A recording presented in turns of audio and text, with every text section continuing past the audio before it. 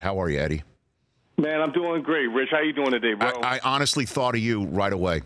As soon as Titans Well, I Ravens, got a text from you right away. I did. Yeah, I did. And because I just remember. I remember these were my the days when I was on SportsCenter with Stu, and then and NFL Network started in 2003. So that's kind of on the back end of the Titans Ravens year in year out rivalry. It was just on. It was on when you were in the backfield and there's Ray Lewis on the other side of the line of scrimmage. Yeah, those were some nasty, nasty battles, man. I mean, it was physical.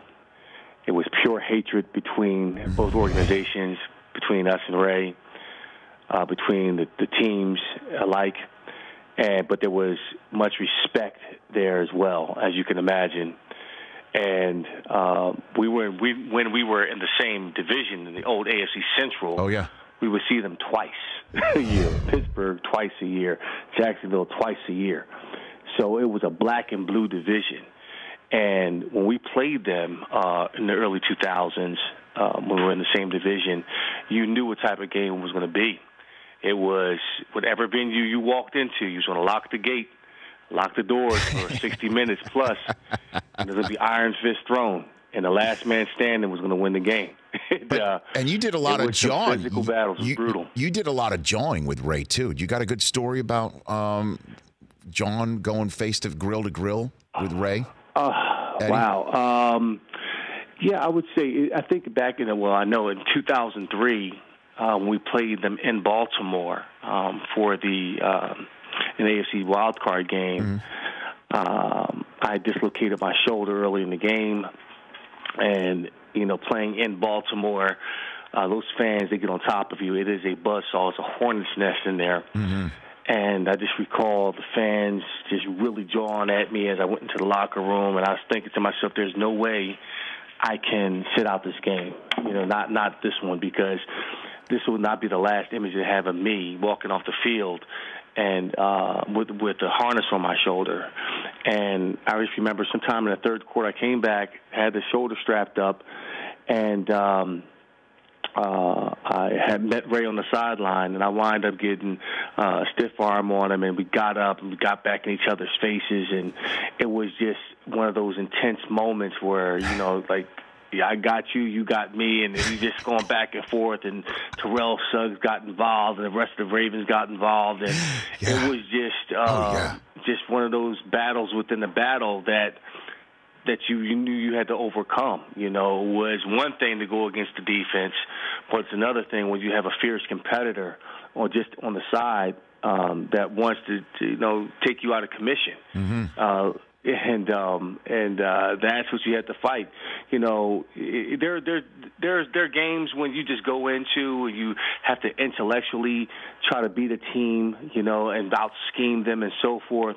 But then there are other teams and other people like a Ray Lewis that you have to prepare for completely different from a physical standpoint, an emotional standpoint, and certainly a spiritual standpoint in order to beat them. And it takes every bit of that to get an edge on them, or to slightly get a competitive edge against them to get a victory. Well, you got them that day in Baltimore, and also in the previous playoff, though, they got you despite you scoring to put your team up early. But that was the Ravens championship year. What was it like going against that defense that even today many consider one of the greats of all time? Well, Rich, nowadays, you have these exotic defenses, different looks, these athletes flying around all across the field and, trying to protect every blade of grass against the spread and all that.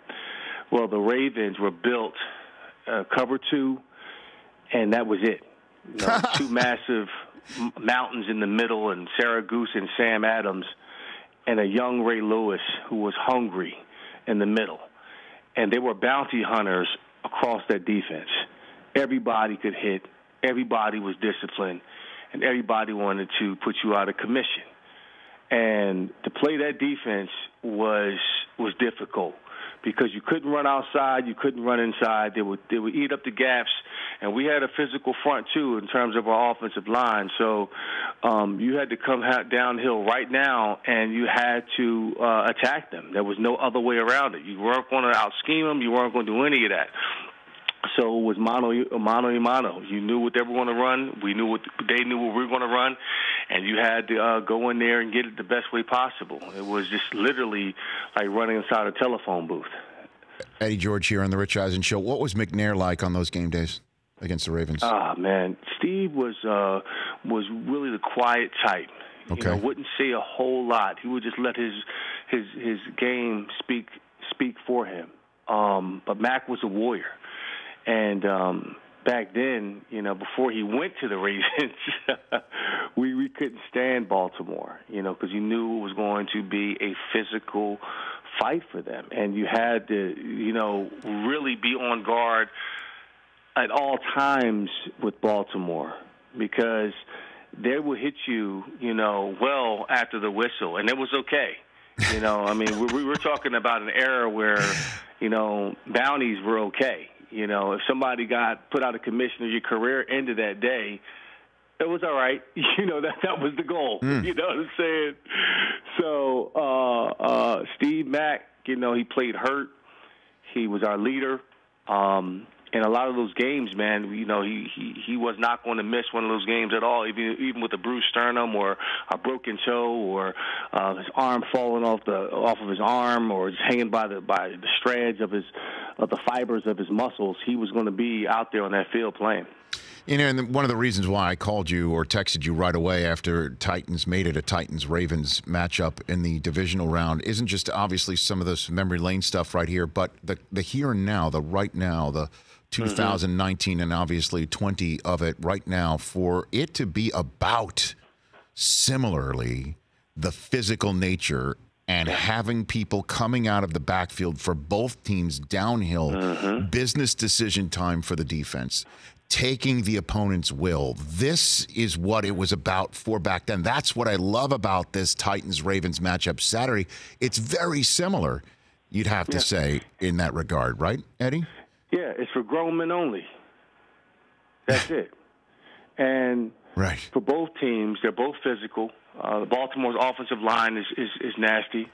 The Titans' offensive line, they've matured into being a dominant force up front. And it's going to be a battle of wills. And whoever establishes the run will win the game. You know, I said this before. If Lamar Jackson is throwing 35 times, they'll lose. If Tannehill is throwing for 35 times, they're going to lose. It's about establishing Derrick Henry and the offensive line for the Titans, and it's about getting that running game continuing to go for Baltimore. And I don't know the health of Mark Ingram, but I think that he is really, and the two other running backs they have for Baltimore, they really get that going. If that running game is not going, and Lamar Jackson is now having to take on the brunt of the running game and throwing the football, I think that bodes fairly well for Tennessee. It's going to be difficult, but I think it gives them a better chance of beating Baltimore, slowing that offense down, and getting ahead of Baltimore in that regard. And in terms of what Derrick Henry's been able to do, Eddie George, he is. I mean, we've phenomenal. seen he turned 60. Phenomenal. He turned 60-yard days into 200-yard days, literally in about 2 to 3 carries. He can do that. No question. And his ability, and that's the thing. Earlier on in his career, he was a home run hitter, and we just didn't know if he could be the every down guy that can get you the 5, the 6, the hard 2, the hard 1, and then break it off consistently. Well, he's developed into that. And he is the ultimate weapon. He has a 99-yard run under his belt. He's broken off several runs well over 50, 60 yards. He can run away from defenders. He can beat you up in the middle. There's nothing that he can't do. You know, so for him not to be in the talks of being a top 5 running back, or he's the best back in the league. Nobody can stop him. When he comes downhill, he plants that foot, and he decides he's coming downhill and attacking the defender. Oh, it's hell. So right now, you know, Derrick is the best running back in the NFL. He's playing exceptional football, and the beautiful thing is he's just now getting going. You know, he's picking up steam in the back half of the season. We've seen that in the stats, you see it in his body. He's relatively healthy. He has a bit of a tweaked hamstring, but I don't think that'll be a factor in this one. But he's been absolutely phenomenal, and I would anticipate that the Titans will make him a priority at the end of the season in terms of getting a deal done with him. What is it like, Eddie? Can you describe what's it like to get stronger on carry 25 through 30, knowing that the other team is uninterested in potentially stopping you? What is that feeling like? It is, Rich. It is equivalent to beating Michigan for the 17th time. Oh, man. You know, it's just. I don't like that answer, Eddie. In your heart. I'm not going to leave this without doing that. You're not getting away with that, but. It is equivalent to that, man, in terms of seeing the defender's eyes and knowing that, man, you know, as this game is going on, you're tired. I'm just now getting started. That's a lot of fun. That is a lot of fun when you can get to a defense that way. When you turn a defense's strength into a weakness in terms of stopping the run into a weakness for them and they get tired of seeing you, that's where it becomes a lot of fun. Yeah, I mean, Earl Thomas was quoted as saying, this raised a couple eyebrows in the New England area, that the Patriots, quote-unquote, didn't seem too interested in tackling Derrick Henry, but then reminded everybody that there's a different mentality with Baltimore, is what he said. Oh, without a doubt. Without a doubt. Baltimore, I used to call them Bodymore because they would bring body bags to the stadium for opposing offenses, you know, with their defense. And that culture has been established with Ray Lewis and that Baltimore 2000 defense, and it's been a mainstay in terms of this is how you play in Baltimore, regardless of who's in that building or not. This is the way that they play, and they pride themselves on that. How do you think Lamar's going to play, Eddie? What do you think? You know, I think he's going to be good. I think he's going to be exceptional. The kid is just phenomenal. When you think that, okay, this will be the week where he kind of comes back to earth, he just does something that's so far out there, the supernatural, like this guy is in a world of his own. And I think, you know, with having a week off, really 2 weeks off, fresh legs, the excitement of the playoffs, I think he's going to go out and play lights out. And the Titans understand that, you know, he's going to make plays. So you have to take away something from Baltimore, and hopefully you can push him into making some mistakes, you know, throwing into double coverage or fumbling the football. You know, those things start to play in your mind if you haven't played ball in about 2 weeks. And the Titans are coming off of momentum, playing in New England. They're battle ready, whereas Baltimore, they have to rev that up again. So I think earlier on, you know, they can try to rattle his cage a little bit and try to force him to mistakes. But I anticipate on him having, you know, a huge impact on the game and just being the playmaker that he is. How many plays could you give me right now, Eddie George? You know, if Marshawn Lynch can come off the street and give you a 6-yard run touchdown-wise, he's, 31? I think I can give you about 5 good carries. Okay. 5 good carries at the 1-yard line and probably get, you know, score twice. So, okay, so but how many musicals could you give me right now? Yeah, so how many musicals could you give me right now, Eddie? Right now? So that's 5 plays. How many musicals? I'm going to see Hamilton tonight with my wife, so I probably can do a George Washington for you. Okay, very good. So I think maybe 2. I can give you 2 good 5 plays, right 2 now. musicals. 5 plays, 2 musicals. Who'd you vote for the Heisman? See, this got me in trouble years ago when I voted for Charles Woods over Peyton Manning here in Tennessee. But it's okay. You just see the winner. Without a Joe Burrow was the guy. Well, you see talent when you see it. I mean, Charles was. I mean, but he was a Buckeye at first. So, you know, he's from the state of Ohio, but was smart enough to look north. State, then transferred to LSU. But I thought you meant Charles. He was phenomenal this year. Right. I mean, he was just lights out, hands down, clear cut the winner this year for me. All right, that's all the time we have, Eddie. Appreciate the time. Well, we know Michigan talk. I mean, is there something wrong with our connection? Because it's very difficult. It's getting a little fuzzy. What's the next step? What's the next step from you guys? You guys look good against Alabama. You closed the gap. You know, you didn't lose by 42 points. Wow. I mean, it was a respectable loss. I mean, that's improvement. You're showing strides of improvement. So well, I guess I could say you showed have a better conversation. Well, you showed strides of improvement against Clemson. At least you scored against them this time, Eddie. And a couple of bad calls, though. You know that. Oh, hold on a second. You know hold on a second. Hold on a second. The fumble was that was bad. The fumble was a bad ruling. After further review, taking it off the board, that was insane.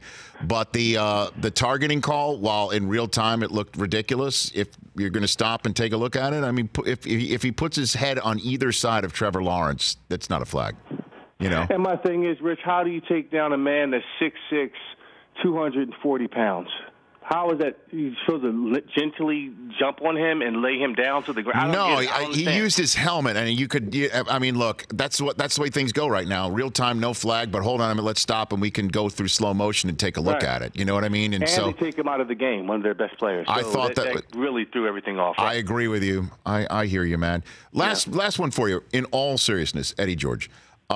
You and I bring this up out of just love and respect. You could have been the MVP of the Super Bowl that you wound up a yard short. You had two scores, 95 yards on that day. If you had a timeout from the 1 yard line, do you think you would have gotten it? What do you think? Without a doubt. Without a doubt. There's no question in my mind I would have got it. You would have got it just with one play, Super Bowl on the line. Do or die, no play action, no McNair keeping it, giving it to 27 downhill at the Rams. You'd have done that. No question at all. I would have ran right at Kevin Carter. Well, was he in the game or was he out of the game, Eddie? He was in the game, but he was tired. That's why I was saying he would have ran right at Kevin Carter. You would have ran. I mean, seriously, your stat line that day was something. I mean, that was a hell of a day for you. Do you think about that often, Eddie, or no? Not really. You know, I do, but not in a bad way. It was a hard loss, but I was also inspired because I was like, man, you know, to get this far, I know I'm going to come back and be in this position again, and that really inspired me to work hard that off season. And the fact that, you know, we played in one of the most memorable Super Bowls, people still remember that. Right. Is gratifying. Because a lot of times people don't even know who won last year or 2 years before or 4 years before that. But we played and won for the ages against a really talented Rams team that, you know, for all purposes, they've had like 3 or 4 Hall of Famers on their offense. Yep. You know, with Holt and Isaac Bruce and Marshall Faulk and Kurt Warner, so to do battle against them, and of course Orlando Pace, to do battle against them was phenomenal. Eddie, thanks for the time. Always love our chats. You are one of my favorites, man, and I'm so glad that you were by your phone that night on Saturday. I'm like, I got to get Eddie George on the show. So thanks for the time. Without a doubt, man. Call me anytime, Rich. Right back at you. That's Eddie George. You got it. That's Eddie George right here. For more of The Rich Eisen Show, tune to Audience Channel 239 on DirecTV for free on BR Live or download the Rich Eisen Show app.